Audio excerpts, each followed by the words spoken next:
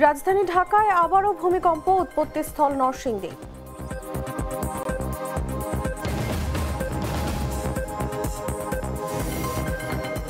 দুদক DNCC প্রশাসকের অনিয়ম পেলে ব্যবস্থা নেব, মন্তব্য আসিফ মাহমুদের।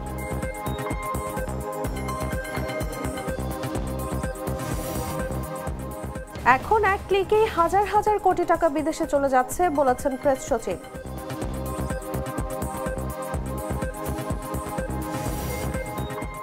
চীনে জীববৈচিত্র্য সংরক্ষণে $142 মিলিয়ন ঋণ দিল এডিবি।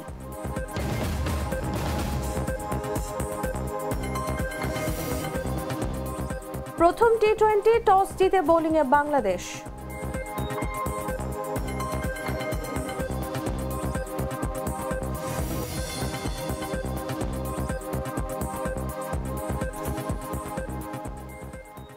এতক্ষণ শুনছিলেন সংবাদ শিরোনাম। দর্শক, আমন্ত্রণ সন্ধ্যা 7টার নিউজে, সাথে আছি আমি তসলিমা তিথি।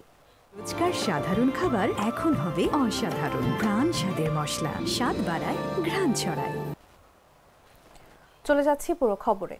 5 দিনের মাথায় ঢাকায় ফের ভূমিকম্প অনুভূত হয়েছে। বৃহস্পতিবার বিকেল 4:15 দিকে এই ভূকম্পন অনুভূত হয়। আবহাওয়া অধিদপ্তরের ভূমিকম্প পর্যবেক্ষণ কেন্দ্রের ভারপ্রাপ্ত কর্মকর্তা রুবায়াত কবির জাগো নিউজকে তথ্য নিশ্চিত করেন। তিনি বলেন, রাজধানীতে ভূমিকম্প অনুভূত হয়েছে। ভূমিকম্পের মাত্রা ছিল 3.6। এটা মৃদু। এর উৎপত্তিস্থল নরসিংদীর ঘোড়াশাল। এদিকে ভারতের জাতীয় ভূকম্প বিদ্যা কেন্দ্র জানিয়েছে, ভূমিকম্পের মাত্রা ছিল 3.6। ভূপৃষ্ঠ থেকে এর গভীরতা ছিল 10 কিলোমিটার ভেতরে।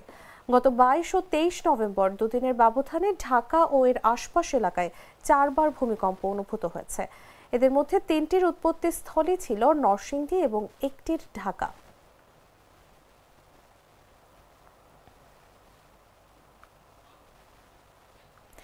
পাঁচ দিনের ব্যবধানে আবারও ভূমিকম্প অনুভূত হয়েছে ঢাকায়। বৃহস্পতিবার বিকেল 4:15 হওয়া এই কম্পনের মাত্রা ছিল 3.6 বলে নিশ্চিত করেছে এনসিএস। একই দিন ভোরে বঙ্গোপসাগরে 4 মাত্রার আরেক কম্পনে কেঁপে ওঠে টেকনাফ।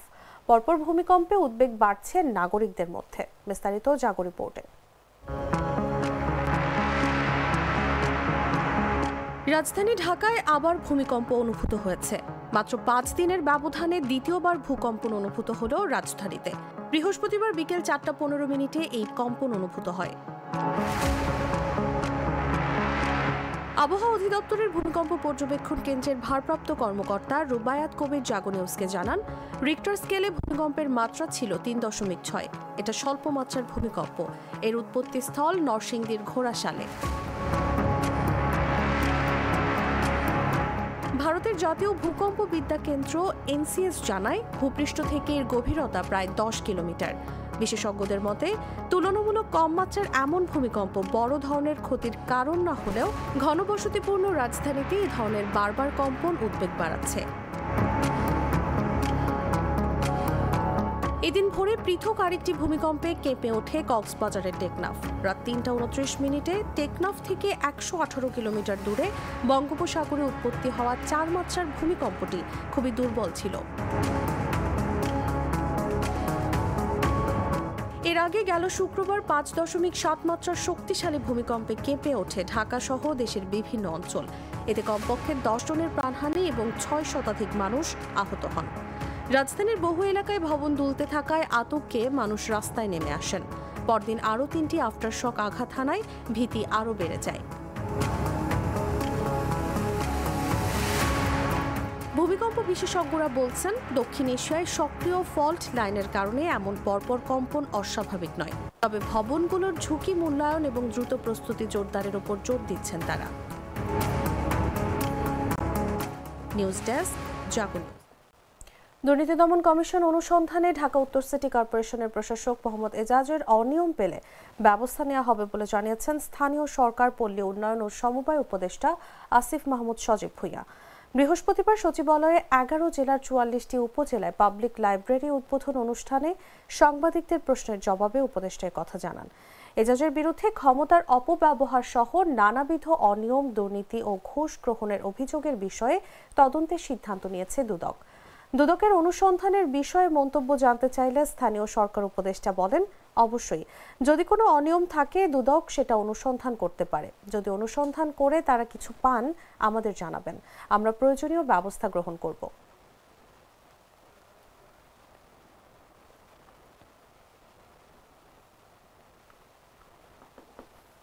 প্রধান উপদেষ্টার প্রেস সচিব শফিকুল আলম বলেছেন, বর্তমানে বড় বড় দুর্নীতির অনেকাংশই আইটি সাপোর্টে করা হয়। আমরা যত ক্যাশলেস ট্রানজ্যাকশনে ঢুকছি দেখা যাচ্ছে যে অনেক দুর্নীতি যেটা সেই আগের মতো টাকার বস্তা নিয়ে দুর্নীতি হচ্ছে না, নিমিষে একটা ক্লিকের জোরেই হাজার হাজার কোটি টাকা বিদেশে চলে যাচ্ছে। বৃহস্পতিবার রাজধানীর বেইলি রোডের ফরেন সার্ভিস একাডেমিতে আয়োজিত প্রেস ব্রিফিংয়ে তিনি একথা বলেন। এদিন উপদেষ্টা পরিষদের দুর্নীতি দমন কমিশন সংশোধন অধ্যাদেশ 2025 চূড়ান্ত অনুমোদনের বিষয়ে এই ব্রিফিংয়ের আয়োজন করা হয়। প্রধান উপদেষ্টা ডক্টর মোহাম্মদ ইউনূসের সভাপতিত্বে অনুষ্ঠিত সভায় এই অধ্যাদেশ চূড়ান্ত অনুমোদন দেয়া হয়। শফিকুল আলম বলেন, উপদেষ্টা পরিষদ দুর্নীতি দমন কমিশনের উপর একটি কমিশন গঠন করেছিল। বাংলাদেশের দুর্নীতি কি এবং কিভাবে দমন করা যায় এই বিষয়ে তাদের সুনির্দিষ্ট প্রস্তাব ছিল। সেই কমিশন একটি বড় রিপোর্ট জমা দিয়েছিল। সেই আলোকেই দুর্নীতি দমন কমিশনকে কিভাবে আরো এফেক্টিভ একটা সংগঠন করা যায়, বাংলাদেশের শেখ হাসিনার আমলে যেভাবে দুর্নীতি বিস্তার লাভ করেছিল সেটাকে কিভাবে রোধ করা যায় সে বিষয়ে দুর্নীতি দমন আইন সংশোধন অধ্যাদেশ 2025 নীতিগত ও চূড়ান্ত অনুমোদন হয়। প্রাণ কফি ক্যান্ডি, কররা কফি, কঠিন স্বাদে, হাইকে বলো বাই। শীত মৌসুম শুরু হওয়ার সঙ্গে সঙ্গে দেশের অন্যতম বৃহৎ গুড় উৎপাদনকারী অঞ্চল রাজশাহী ও পার্শ্ববর্তী জেলাগুলোতে রাসায়নিকভাবে উৎপাদিত ভেজাল গুড়ে বাজার সয়লাব হয়ে গেছে। রাজশাহীর বাঘা ও চারঘাট এলাকায় শতাধিক বাড়িতে থাকা গোপন কারখানায় চিনি, ক্ষতিকর রাসায়নিক এমনকি প্লাস্টিক জ্বালানি আগুন ব্যবহার করে বিষাক্ত গুড় তৈরি করা হচ্ছে। বুধবার জাতীয় ভোক্তা অধিকার সংরক্ষণ অধিদপ্তর এবং র্যাপিড অ্যাকশন ব্যাটালিয়নের যৌথ অভিযানে বাঘা উপজেলার আরানি এলাকায় ভেজাল গুড় উৎপাদন ও সংরক্ষণের জন্য 5 ব্যবসায়ীকে 2 লক্ষ টাকা জরিমানা করা হয়েছে। এ সময় নকল গুড় তৈরিতে ব্যবহৃত প্রায় 1000 কেজি সরঞ্জাম এবং রাসায়নিক জব্দ করে ধ্বংস করা হয়েছে। এদিকে বাংলাদেশ খাদ্য নিরাপত্তা কর্তৃপক্ষের রাজশাহী জেলা কার্যালয় সম্প্রতি পরীক্ষিত 10টি নমুনার সবকটিতেই ভেজাল পাওয়া গেছে। গ্রামবাসী এবং ব্যবসায়ীদের দাবি, দুর্বল পর্যবেক্ষণ এবং উচ্চ লাভের কারণে স্থানীয় বাজারে ভেজাল গুড় ইতোমধ্যেই সয়লাব হয়েছে। ভোক্তা অধিকার সংরক্ষণ অধিদপ্তরের রাজশাহী অফিসের উপপরিচালক মোহাম্মদ ইব্রাহিম হোসেন বলেন, বুধবার বাঘা উপজেলায় ভেজাল গুড় উৎপাদনের জন্য তারা 5 ব্যবসায়ীকে জরিমানা করেছেন। ভেজাল গুড় উৎপাদন ও বিতরণের বিরুদ্ধে অভিযান অব্যাহত থাকবে বলেও জানান তিনি।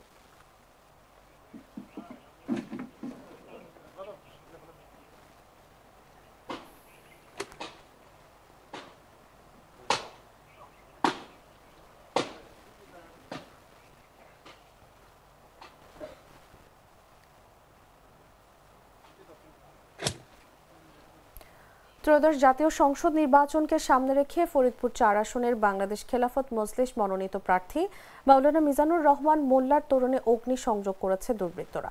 বুধবার রাত 9টার দিকে ভাঙ্গা পৌরসভার সাবেক মেয়র ফয়েজ মিয়ার বাড়ির সামনের মহাসড়কে নির্মিত তোরণে আগুন দিয়ে দুর্বৃত্তরা পালিয়ে যায়।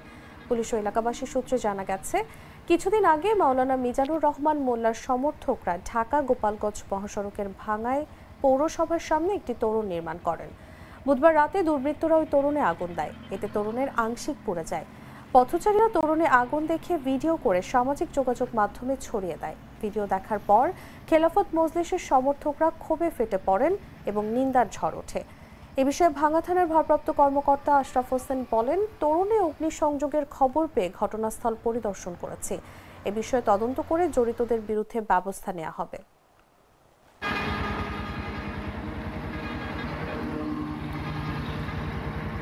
বাছাইকৃত লাল সরিষার দানা থেকে তৈরি হয় প্রাণ সরিষার তেল, আসল ঝাঁঝে আসল স্বাদে। জানাবো আন্তর্জাতিক সংবাদ।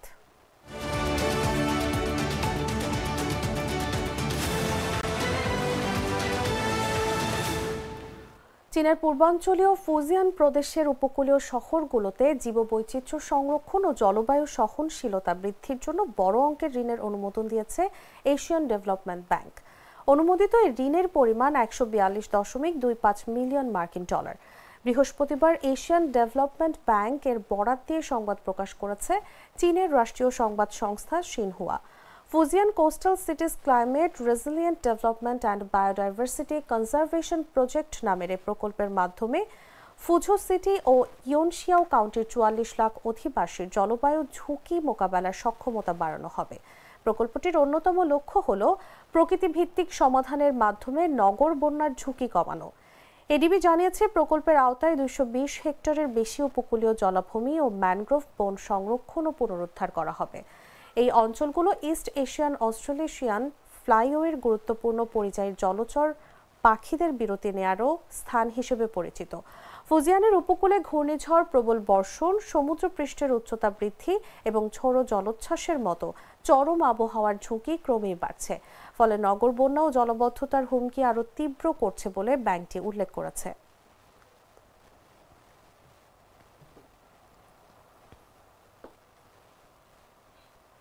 সংবাদ শেষ করব খেলার খবর জানিয়ে।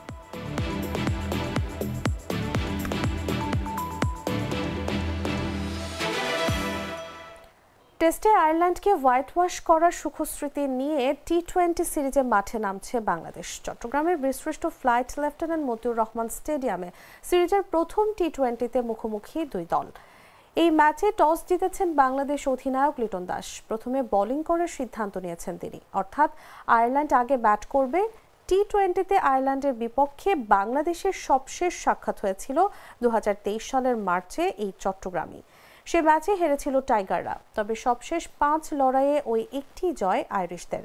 বাংলাদেশ জিতেছে 3টিতে, একটি ম্যাচ হয়েছে পরিত্যক্ত।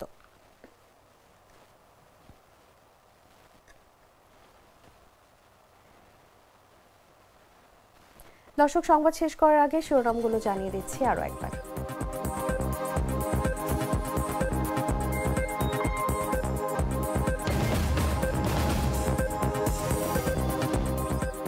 রাজধানী ঢাকায় আবারও ভূমিকম্প, উৎপত্তিস্থল নরসিংদী।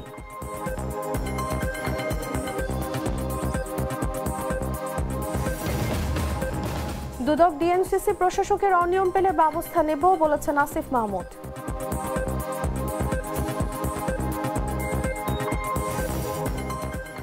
এখন এক ক্লিকে হাজার হাজার কোটি টাকা বিদেশে চলে যাচ্ছে, মন্তব্য প্রেস সচিবের।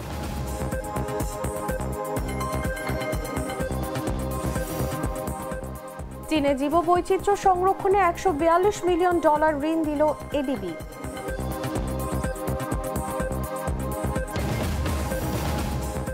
প্রথম টি-20 টস জিতে বোলিংয়ে বাংলাদেশ।